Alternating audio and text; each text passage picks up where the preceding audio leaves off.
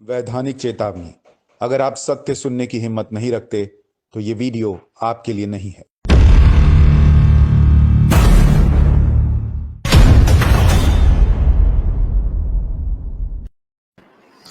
नमस्कार, बहुत स्वागत है आप सभी का।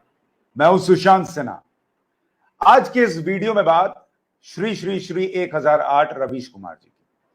और मन में एक सवाल है कि क्या रवीश कुमार जी एनडीटीवी छोड़ने वाले हैं? वो एनडीटीवी जहां वो सालों से काम कर रहे हैं, क्या रवीश कुमार जी वो एनडीटीवी छोड़ देंगे? और ये सवाल क्यों पूछ रहा हूं ये आपको इस वीडियो में बताऊंगा। लेकिन आप खुद सोचिए, मन में पहली बात तो ये आती है कि जो आदमी इतने आराम की जिंदगी जी रहा हो एनडीटीवी में, आप सोचिए लाखों की इनकी तनख्वाह है, लाखों, मतलब सालाना करोड़ के ऊपर का पैकेज है इनका। अब बता देता हूं तो नाराज हो जाते हैं, भले खुद मीडिया में बताते हो कि फलाने की नौकरी गूगल में लग गई, इतना का पैकेज मिला है, उसको उतने का पैकेज मिला है आईआईटी और आईआईएम से निकल के, लेकिन इनका पैकेज कोई बता दे तो नाराज हो जाते हैं। खैर कोई बात नहीं, नाराज मत होइएगा रवीश जी। मन में आ रहा है कि इतना बढ़िया पैकेज मिलता हो, और जिस आदमी को आप देखिए, ये एक साल से ऊपर हो गया घर में एक खोपचा पकड़कर कोने में एक प्राइम टाइम विद रवीश का झंडा गाड़ के और दो फोटो के सामने खड़े होकर एंकरिंग कर रहे हैं। ऑफिस ही नहीं जाना है बॉस, दिन भर घर से मजा, और रात में एक शो कर देना है और दुनिया भर का ज्ञान देना है। अब इससे बढ़िया क्या हो सकता है? इससे बढ़िया जिंदगी कुछ हो सकती है? दुनिया को कोरोना पर ज्ञान दो, सरकार को गाली दो, अपने रिपोर्टर्स को दौड़ाते रहो कोरोना के मामले में रिपोर्ट लेकर आने के लिए, और खुद घर में आराम से सुकून की जिंदगी जियो। इससे बढ़िया रवीश जी के लिए क्या हो सकता है? लेकिन फिर भी मन में सवाल आया कि क्या वो एनडीटीवी छोड़ने वाले हैं। अब ये सवाल क्यों आया आपको ये समझाता हूं। दरअसल हुआ क्या, आप में से कुछ लोगों ने ये खबर देखी होगी, कुछ ने हो सकता है नहीं देखी होगी, तो मैं बताता हूं इसका आधार कहां से सेट हो रहा है और फिर आगे उस पर और जानकारी दूंगा। दरअसल न्यूयॉर्क टाइम्स, जो कि एक प्रतिष्ठित, सो कॉल्ड प्रतिष्ठित विदेशी मीडिया है, उसने एक वैकेंसी निकाली थी भारत में, और उस वैकेंसी में जो शर्तें थी वो देखकर जब मैंने रवीश जी का सीवी तैयार किया तो मुझे लगा कि रवीश जी तो का सीवी जो है वो टॉप पर है इस वैकेंसी के लिए। और मैं आपको उनकी सीवी दिखाऊंगा जो मैंने बनाई है, उनका सीवी, उनका रिज्यूमे बनाया है मैंने, वो अभी आपको इस वीडियो में दिखाऊंगा। लेकिन ये जो आया, ये वैकेंसी आई, वो कहती क्या है न्यूयॉर्क टाइम्स की, क्योंकि वो तो घोर मोदी विरोधी, घोर इंडिया विरोधी पब्लिकेशन है न्यूयॉर्क टाइम्स। तो उसने जो वैकेंसी दी उसमें वो लिखते हैं कि India will soon surpass China in population if it hasn't already and has ambitions of winning greater voice of the world stage. Under Narendra Modi, its charismatic prime minister, India has moved to rival China's economic and political heft in Asia, a drama playing out along their tense border and within national capital across the region. मतलब एक आदमी जिसको ये कह रहे हैं कि ये पत्रकार की भूमिका में फलाने पोस्ट के लिए हायर कर रहे हैं, उनको इनको बताना पड़ रहा है कि कैसे इंडिया की आबादी चाइना से ज्यादा हो जाएगी, इंडिया के अरमान चाइना से आगे निकलने के हो रहे हैं, और क्या क्या हो रहा है इंडिया में उसको इनको बताना पड़ रहा है। तो ऐसे तो पत्रकार को लानत है जिसको ये सब पढ़ के और फिर अप्लाई करना पड़े, उसको तो सब पता होना चाहिए। फिर भी ये भूमिका थी। अब रवीश कुमार जी कहां इसमें सेट होते हैं मैं आपको बताता हूं, इसको पढ़िए जरा, कितने कमाल की बात है। वैकेंसी निकली है न्यूयॉर्क टाइम्स में और उसमें उनका क्राइटेरिया क्या है पढ़िए। मतलब आगे वो लिखते हैं, India's future now stands at a cross road, मतलब भारत का जो भविष्य है वो दोराहे पर खड़ा है, ये न्यूयॉर्क टाइम्स बता रहा है। Mister Modi is advocating a self sufficient muscular nationalism centred on the countries Hindu majority, that vision puts him at odds with the interfaith multicultural goals of modern India's founders. यानी ये न्यूयॉर्क टाइम्स ये बता रहा है कि भारत दोराहे पर खड़ा है और कैसे नरेंद्र मोदी के नेतृत्व में हिंदू जो है वो अपनी अपनी शक्ति दिखाकर नेशनलिज्म का झंडा बुलंद कर रहा है, और कैसे जो दूसरे धर्म है, दूसरे लोग हैं, उनके लिए दिक्कतें खड़ी हो रही हैं इस भारत के अंदर। अब ये जो क्राइटेरिया है भाई, जो जो इसी नजर से इंडिया को देखेगा वही तो इस पोजीशन पर फिट होगा, जिसको लगेगा कि हिंदू नेशनलिज्म, हिंदू जो है वो देश में हावी होते जा रहे हैं और नरेंद्र मोदी ऐसा करवा रहे हैं। वही तो इस पोजीशन पर बैठ सकता है। तो मैंने रवीश जी का थोड़ा सीवी बनाया। अब आपको मैं दिखाता हूं रवीश जी का सीवी इस पर कैसे फिट बैठता है। अभी हेडलाइन पढ़िए, 2014 के बाद जनता हिंदू हो गई है और मुसलमान पाकिस्तानी, किसान आंदोलन पर रवीश कुमार का पोस्ट वायरल। अब आप सोचिए, जो आदमी किसान आंदोलन में भी हिंदू घुसेड़ कर ले आए कि कैसे 2014 के बाद जनता हिंदू हो गई है, ये वो लोग हैं जिन्होंने इतने सालों में बीजेपी को हिंदुओं की पार्टी ही बताया। अटल बिहारी वाजपेयी, लालकृष्ण आडवाणी, नरेंद्र मोदी, उमा भारती, ये सारे हिंदू ही नेता थे। तो जब जनता 2014 के बाद हिंदू हुई तो ये लोग किसके नेता थे? बीजेपी 1984 से किसकी पार्टी थी? या तो पहले तय कर लो या तो अभी तय कर लो। लेकिन जैसा इनका तो नैरेटिव वैसे सेट होता है, लेकिन नैरेटिव सेट होने के हिसाब से ये वहां बैठ रहे हैं, क्राइटेरिया पे सेट बैठते हैं। वो आपको बता रहा हूं कि कितना हिंदू हिंदू करते हैं, जो कि न्यूयॉर्क टाइम्स चाहता है। तो रवीश जी का ये तो सेट है। इसी पोस्ट में आगे लिखते हैं, 2014 के बाद से ये मान लिया गया है कि देश में जनता नहीं है, वह जनता होने के टाइम में हिंदू होती है। गोदी मीडिया से उसे हिंदू बनाया जाता है, जनता हिंदू बन जाती है। जो हिंदू नहीं बनते हैं उनके सामने किसी को मुसलमान बना दिया जाता है, जो मुसलमान तो होते हैं उन्हें पाकिस्तानी कहा जाता है। हर विरोध और सवाल को मुसलमान और पाकिस्तानी बना दिया जाता है। जनता हिंदू बन जाती है, जनता जनता नहीं रह जाती। ये बात ठीक है, जनता के एक बड़े वर्ग के आगे हिंदू होने का कनात तान दिया गया है। कनात के बाहर वो कुछ भी होने का दृश्य नहीं देखना चाहती, अपने कनात में खुश रहना चाहती है। वो हर किसी को इसी चश्मे से देखने लगी। ये रवीश कुमार, सोचिए कितना फिट बैठते हैं न्यूयॉर्क टाइम्स के लिए कि अभी एक और विदेशी अमेरिकी संस्था है, उसकी प्यू की रिपोर्ट आई, उनका सर्वे आया और वो ये कहता है कि भारत में इवन मुसलमान तक कहता है कि उसको अपना धर्म मानने की आजादी है, सारी आजादी है, हिंदू मुसलमान सिख ईसाई सबको। और रवीश कुमार कहते हैं कि यहां जनता सिर्फ हिंदू बच गई और कुछ बची नहीं है 2014 के बाद से। तो रवीश जी एकदम फिट बैठते हैं। मुझे लगता है आपको अप्लाई करना चाहिए, लेकिन अभी भी आपका मन नहीं मान रहा तो मैं आपको आपका रिज्यूमे थोड़ा और दिखाता हूं। Ravish Kumar claims mob has no religion after Bengaluru riots, but earlier emphasized that Pehlu Khan was lynched by 100 Hindus। मतलब रवीश कुमार जब कोई मुसलमान भीड़ किसी को मार दे तो उस भीड़ का कोई धर्म नहीं होता, जब मुसलमान बम फोड़ दे तो आतंकवाद का कोई धर्म नहीं होता, लेकिन जैसे ही कुछ हिंदू कुछ कर दें तो वो हिंदू हो जाते हैं। तो अभी ये कह रहे थे कि 2014 के बाद हिंदू बनाया गोदी मीडिया ने, दरअसल हिंदू को लेकर आए ये लोग, अपराधी का, आतंकवादी का, किसी घटना में हिंदू को जोड़ना इन्होंने शुरू किया। तो ये न्यूयॉर्क टाइम्स के लिए एक और क्राइटेरिया इनका फिट बैठता है। Muslims can be protectors not writers, suggested Ravish Kumar. मुसलमान जो है वो सिर्फ बचा सकता है, वो दंगा नहीं कर सकता, उसको बहकाया गया होगा, ये रवीश कुमार कहते हैं। और वही रवीश कुमार एक वीडियो में कहते हैं, in a video shared by the Millat Times in January, the NDTV journalist had claimed that a Hindu mob lynched Pehlu Khan and Subodh Singh. On being asked whether the current BJP government is anti-Hindu or anti-Muslim, Ravish said, I am against communalism. जो आदमी और दूसरी जगह जाके पूछता कौन जात हो भाई, वो कह रहे हैं I am against communalism. 100 people went to kill one Pehlu Khan and one Subodh Singh. The 100 people involved in their killings were Hindus. The politics is aimed at turning Hindus into rioters. तो रवीश कुमार कितना fit है, मतलब New York times को तो इनको गोद में उठाकर लाना चाहिए, दफ्तर में कंधे पर बैठाकर, आ गया हमारा मसीहा रवीश कुमार, कैसे भीड़ को हिंदू बताना है और कैसे भीड़ का धर्म छुपा लेना है जब उस भीड़ में टोपी लगाए मुसलमान हो। ये रवीश कुमार से बेहतर कौन कर सकता है? रवीश जी, आपको तो डबल सैलरी पर लाना चाहिए न्यूयॉर्क टाइम्स को। आगे देखिए, अब ये काम देखिए रवीश कुमार, ये न्यूयॉर्क टाइम्स का नहीं है, न्यूयॉर्क पोस्ट का है।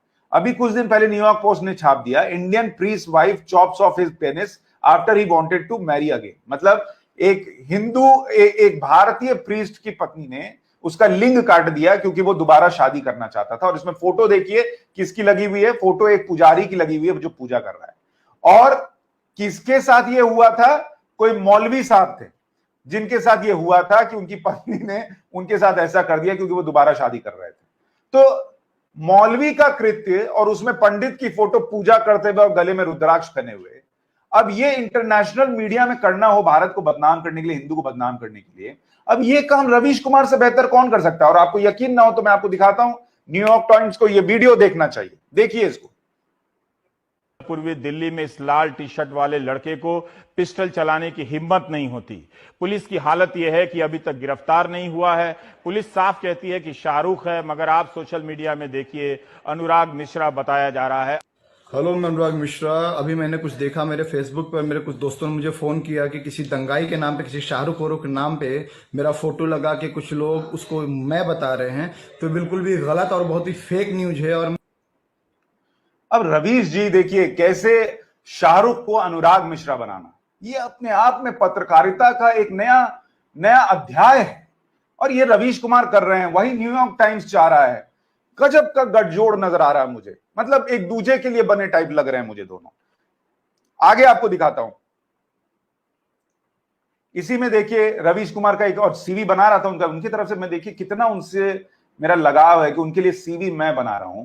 तो उनके लिए मेहनत करते हुए मैंने देखा उनका एक मंथन संवाद करके एक वीडियो निकला, उसमें भी वो यही सब बता रहे थे कि कैसे सूरत के व्यापारी जो हैं वो साईं बाबा के भजन में गाकर विरोध कर रहे थे। एक तरफ उसी वीडियो में देखिएगा 2 मिनट के समय वो कहते हैं कि लोग विरोध नहीं करते, इतना दबा दिया गया है। और फिर आगे 4 मिनट पे 5 मिनट पे जाते हैं तो कहते हैं कि इतनी जगह विरोध होता है, कभी पुलिस, कभी टीचर, कभी फलाना, कभी ढिमकाना विरोध करते हैं, लेकिन उनके लिए कोई आता नहीं। एक बार मन बनाओ भाई, एक बार मन बनाओ, विरोध होता है या नहीं होता है। मतलब 2 मिनट पे ऐसे नहीं चलेगा बॉस। इतना तो गजनी भी नहीं भूल रहा था जितना रवीश कुमार भूलने लग गए, लेकिन उनका ये भूलना न्यूयॉर्क टाइम्स के बॉसेस को पसंद आएगा।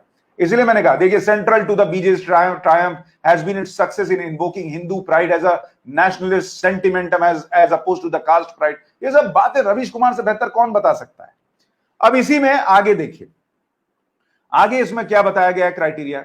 The government's growing efforts to police online speech and media discourse have raised difficult questions about balancing issues of security and privacy with free speech। मतलब न्यूयॉर्क टाइम्स बताती है कि कैसे सरकार जो है वो बोलने की आजादी छीन रही है और नजर रख रही है सब पर, और ये सब जो है खत्म होता जा रहा है इंडिया में, कि फ्री स्पीच खत्म होती जा रही है। अब इस क्राइटेरिया पर रवीश कुमार का रिज्यूमे सीवी क्या कहता है देखिए, एकदम टॉप पर है रवीश कुमार। उन्होंने किताब ही लिख दी, रवीश कुमार बोलना ही है लोकतंत्र, संस्कृति और राष्ट्र के बारे में। और इस किताब में वो ये लिखते हैं कि एक जज की मौत होती है, उनका बेटा और पत्नी बोलने का साहस नहीं जुटा पाते हैं, तो क्या भारत के मुख्य न्यायाधीश को उन्हें सुरक्षा का भरोसा नहीं देना चाहिए, उन्हें बोलने का हौसला नहीं देना चाहिए? आखिर जब एक नागरिक डर के कारण जीने का, बोलने का हौसला छोड़ देगा तो उसे कौन हौसला देगा? क्या सत्ता को हमने डर का चादर बना लिया है कि वो डराती रहेगी और हम उस चादर को तान कर सोते रहेंगे, उसके नीचे डर से कांपते रहेंगे? इससे ज्यादा डर, रवीश कुमार से ज्यादा अच्छा डर कौन बेच सकता है बॉस? यही बात तो न्यूयॉर्क टाइम्स चाहती है। तो एकदम जैसे भगवान ऊपर से पति पत्नी की जोड़ी बनाकर भेजता है, मुझे लग रहा है न्यूयॉर्क टाइम्स और रवीश कुमार की जोड़ी बना के भेजिए, एकदम सेट है मामला, कुंडली भी मिलाने की जरूरत नहीं। आज ही चट फेरे पट मंगनी, क्या चट मंगनी पट ब्याह वाला हिसाब लग रहा है मुझे। आज उधर एनडीटीवी में सीवी इस्तीफा फेंके और इधर न्यूयॉर्क टाइम्स में घुस जाए, वैसा हिसाब लग रहा है। इतने साल से डर ही तो बेच रहे हैं, और क्या बेच रहे हैं? बंगाल का डर नहीं बेच रहे हैं। बंगाल में डर थोड़ी होता है, वो जो लोगों को मारा जाता है, जलाया जाता है, घरों को हिंसा होती है, बलात्कार, वो सब डर नहीं बेचते हैं रवीश कुमार, वो सब डर नहीं है। ममता बनर्जी का डर नहीं बेचना है, शिवसेना के लोग खुद को गुंडे बताएं, उनका डर नहीं बेचना है, कांग्रेस पार्टी के साथ है ना भाई। ये सब बात आप लोग, फिर उनका मामला गड़बड़ा जाएगा सीवी का, ये सब मत कीजिए। आगे देखिए, वो अपने ट्विटर पर उन्होंने डाल रखा है, जेल की दीवारें आजाद आवाजों से ऊंची नहीं हो सकती। जो अभिव्यक्ति की आजादी पर पहरा लगाना चाहते हैं वो देश को जेल में बदलना चाहते हैं। और उन्होंने बकायदा पूरा पोस्ट, लंबा छोटा तो लिखते ही नहीं बॉस, लंबा चौड़ा, मतलब मुझे लगता है एग्जाम में ये वही रहे होंगे जो मांगते होंगे, सर एक पेपर और, सर एक पेपर और सब पलट पलट के देखता होगा क्या लिख रहा है भाई। उनको पता ही नहीं कि वही 4 लाइन का चीज 25 पेज में लिख रहा है। तो वैसे ही वो लिखे हैं, उसमें पूरा लिखे हैं कि कैसे देश में सब खत्म हो गया है, कुछ बोलने नहीं दिया जा रहा है, गोदी मीडिया फलाना का। न्यूयॉर्क टाइम्स पढ़ेगा पागल हो जाएगा उसका एडिटर। अब इसमें देखिए एक और क्राइटेरिया है कि the New York times company will consider qualified applicants including those with criminal histories in a manner consistent with the requirements of applicable state and local fair chance laws। अब आप न्यूयॉर्क टाइम्स की स्थिति सोचिए, किस 2 कौड़ी का यह प्रकाशन होगा, अखबार होगा। सोचिए आप, न्यूयॉर्क टाइम्स कि कह रहा है कि जिनका क्रिमिनल रिकॉर्ड भी है हम उनको भी भर्ती कर लेंगे। मतलब इसको मोदी विरोध के नाम पर अभी तिहाड़ से लोग रिज्यूमे भेजे तो वो भी एक्सेप्ट करने को तैयार है। लेकिन अब आप कहेंगे रवीश जी का सीवी इस मामले में कहां सेट होता है? नहीं, रवीश जी का इसमें सेट नहीं होता। मतलब मैं ये समझा रहा हूं, कई बार मैंने आपसे कहा कि रवीश जी को देख के मुझे कभी कभी लगता है कि थोड़ा सा कुछ बीमार चल रहे हैं। तो जो न्यूयॉर्क टाइम्स अपराधी को कंसिडर कर रहा है वो थोड़ी बहुत बीमारी का मामला तो सेट कर ही लेगा और फिर खुद ही अपने उनको एचआर जो है वो ले जाके दिखाएगा। नहीं तो मैं तो कहा ही हूं कि मैं साथ में चलने को तैयार हूं रवीश जी के। और उनकी जो डर वाली बीमारी है वो आपको दिखाता हूं। अभी उनकी आपकी मैंने किताब दिखाई थी कि रवीश जी ने किताब लिखी है डर को लेकर। अब आप उसी किताब का एक हिस्सा मैं आपको पढ़कर सुनाता हूं, आपको समझ में आ जाएगा कि रवीश कुमार बीते 7 साल से क्यों डर ही बेच रहे हैं और क्यों मैं कहता हूं कि उनको डॉक्टर के पास जाने की जरूरत है। इसको पढ़िए, ये उन्होंने लिखा है, अपनी किताब में लिखा है। जब भी कोई मुझे कहता है कि आपको बोलने से डर नहीं लगता, मेरे भीतर डर पसर जाता है। बाप रे, बोलने से डर नहीं लगता, ये पूछने में इनके अंदर डर आ जाता है। मैं अपने बचपन के उस रवीश के पास चला जाता हूं जो शाम के वक्त बेल के पेड़ के नीचे से गुजरते वक्त हनुमान चालीसा रटने लगता था। मतलब बचपने से थर थर कांप रहे हैं। जय बजरंग बली बोलने लगता था। आज उन्हीं जय बजरंग बली की जो फोटो लगी होती है उसको आक्रामक बताते हैं। इतना बड़ा धोखा बजरंग बली से इस आदमी ने किया है।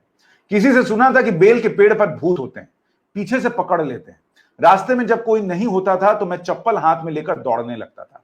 मुझे तो लगता है आज भी या इस कमरे से उस कमरे जाते होंगे और रवि नरेंद्र मोदी की आवाज सुनते होंगे तो चप्पल लेकर दौड़ने लगते होंगे, इतना ज्यादा ही भयभीत रहते हैं। यही हाल सिनेमा हॉल में होता था। अच्छा चलिए, भूत से तो सब डरते, इस सिनेमा हॉलों में डरते थे। सिनेमा हॉल की बत्ती बुझते ही घबरा उठता था और मार धाड़ का सीन आने पर अपनी आंखें बंद कर लेता था। अब बताइए भैया, इतना कौन डरता है? लोग यहाँ सीटी बजाते हैं मार धाड़ देखकर, ये उसमें भी डरते थे।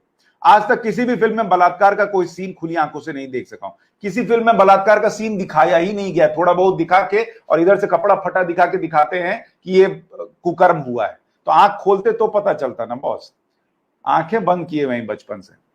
मैं इतना डरता हूं, वो तो हम भी कह रहे हैं कि आप डरते हैं। परीक्षा के दिनों में फेल होने का डर मुझे हर दिन मारता था। पढ़ने में साधारण था, साइंस के विषयों पर पकड़ न होने के कारण मार्च और अप्रैल का महीना बहुत उदास कर जाता था। ऐसे ही डर के एक क्षण में मेरे पिताजी ने मुझसे कह दिया, साल भर धीरे धीरे भी पढ़ो तो परीक्षा के दिनों में पढ़ने की जरूरत नहीं रहती, डरने की भी जरूरत नहीं होती। बहुत दिनों तक ये बात याद रही। दिल्ली आकर ग्रेजुएशन की पढ़ाई के दौरान मैंने उस डर को जीत लिया। गर्मी की छुट्टियों में जब सारे मित्र पटना चले जाते थे तब मैं लाइब्रेरी में बैठकर अपने डर पर काम कर रहा होता था। भाई साहब डर से निकल ही नहीं पा रहे। बीए की परीक्षाओं में मुझे से मेरी दोस्ती हो गई। उससे पहले की ये बात है, बोर्ड परीक्षा के दौरान गणित की परीक्षा के लिए घर से निकल रहा था। उस वक्त इतना रोया कि बाबूजी को साथ जाना पड़ा। दरवाजे पर बाल्टी में पानी भरकर उसमें गुलाब रख दिया गया था, जैसे किसी लड़की की विदाई के वक्त रखा जाता है। मैं घर से निकल ही नहीं रहा था। मुझे नहीं पता उस दिन बाबूजी क्यों साथ गए। वैसे उन्होंने कभी इस बात से मतलब ही नहीं रखा कि मैं किस क्लास में पढ़ता हूँ, किस विषय में कमजोर हूँ, किससे अच्छा हूँ। उस दिन उनका साथ जाना मुझे याद है। सेंट जेवियर स्कूल के बाहर उनका साथ छूट रहा था। जी में आया कि एक बार फिर और लिपट कर रो लूं। रास्ते भर समझाते रहे कि इतना क्यों डरते हो, घबराना नहीं चाहिए। ये बाबूजी की जो बात है ना रवीश जी, कि इतना क्यों डरते हो, घबराना नहीं चाहिए, यही आपका मूल मंत्र है रवीश। आप जो ये डर बेच रहे हैं ना कि मोदी के आने के बाद इस देश में डर का माहौल है, वो दरअसल आपके अंदर एक साइकोलॉजिकल फियर है। और मैं बहुत गंभीरता से कह रहा हूं, आपको सच में किसी साइकेट्रिस्ट से मिलना चाहिए कि ये जो बचपन से आप अंदर डर पाले हुए हैं, वो आपका डर जो है वो आपको हर चीज में, अंधेरे में भूत, देश में ये चीज हो गई तो इसका मतलब देश खत्म हो जाएगा, हिंदू मुस्लिम, ये एक तो आप करते हैं अपने मर्जी से करते हैं, वो भी ठीक है, लेकिन आपके अंदर का एक रवीश कुमार जो डरा हुआ है वो भी आपसे करवाता है। तो अब आप ये न्यूयॉर्क टाइम्स के लिए तो वो आपका डर काम आएगा, वो अपने सीवी में लिख दीजिएगा कि मैं डरता भी हूं और डराता भी हूं लोगों को भर पेट, तो आपको उठा कर ले जाएंगे। तो इसीलिए मुझे लगा कि रवीश जी का जो सीवी है वो इतना मैच कर रहा है न्यूयॉर्क टाइम्स के रिक्वायरमेंट से कि हो सकता है रवीश जी के भी मन में आता हो, भाई ग्लोबल हो जाना, न्यूयॉर्क टाइम्स में काम करना।